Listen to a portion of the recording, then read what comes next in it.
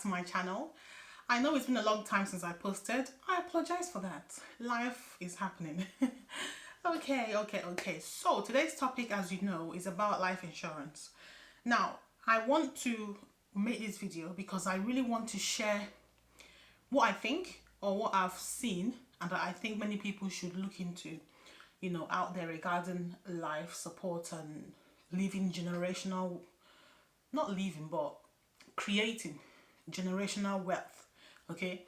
Now, you might say, what is life insurance? Life insurance is basically insuring your life.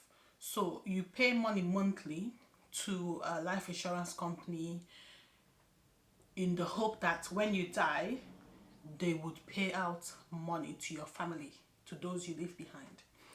Now, you can do a life one set for maybe the next 50 years. You can do for the next 70 years, depending on how long you think you might live for. You can do for whole life. Okay, so there's the term life insurance and there's the whole life insurance cover. Now, some of these life insurances, they do come with critical illness or terminal illness. So if you think you might, or if you just want to cover every area in case you have like cancer, and I don't even know many, and many more, terminal sicknesses, maybe kidney issues or heart issues or things like that. They will pay out money due to that. So you have money to go to the hospital to sort yourself out or to get an organ that you need, or to, if you can't work as you're sick, obviously, you can use the money to take care of your family. Okay, so this is that. That's if you don't die, there's that one. Then if you die, you leave that behind. We're all going to die, right? So why not prepare if you can afford to?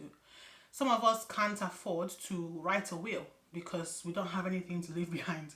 Someone like me, for now anyway, is it laptop I'll leave behind or phone? Let my husband not hear me say it. He'll be like, but yeah, when you think about your life, what can you leave behind? But if you do have a job that you have a good amount of income monthly, you can set some aside towards creating a will or generational wealth for your family that you leave behind or for your future family. Okay? So this is something you can do. If you're in the UK here, you can also put it in a trust so that it won't be taxed. Because in the UK, almost everything is taxed. So how much you pay each month will be determined by how much payout you want. When I say payout, I'm talking about the money that your family will get if you die or when you die. Okay? Now, nobody will get any money if you don't die. If you say you want the cover to be for the next 20 years, if in the next 21 years you're still alive, that's it. After 20 years is done, you start a new one or you don't start, no money will be paid. Will I say lost? You've lost the one you've been paying. I won't say lost, but it was for insurance purposes. But if you do die within the 20 years, then your family will get the payout, maybe 5 million naira, 100,000 pounds, whatever you wish to choose for them to get. Okay? Then if you have a house, they have the decreasing one, which is like for mortgage, because your house value, the mortgage you're paying will keep reducing as you're paying off your house. So when you die, your kids won't live with the house as a debt. You won't be a liability, but the insurance money will pay off that house. It will now become their own without them having to worry about paying it in your absence. There are many types of insurances out there. If you want to protect your job, income benefit insurance. If you have a serious accident or illness and you can't work for 1 year or 10 months, they'll be paying that your monthly salary to you to take care of your family. Yeah, so there's many more. If you want more information, go to Google search. I don't have any particular company that I'm going to plug or anything. There are many good ones out there. Just look through and shine your eyes before you go with one, because some of them might cheat you and not pay out at the end, even when you need it to be paid out.